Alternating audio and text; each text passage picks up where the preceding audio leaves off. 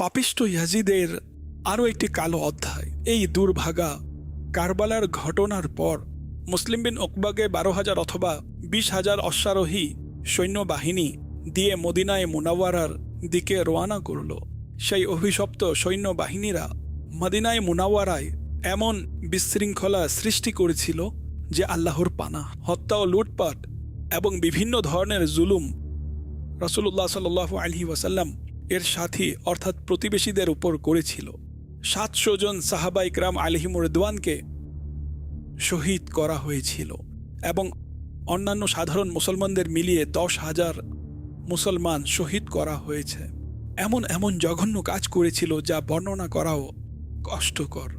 মসজিদে নববী শরীফ আলা সাহিবি আসসালাতু ওয়াসসালাম এর স্তম্ভগুলোতে ঘোড়া বাঁধা হয়েছিল।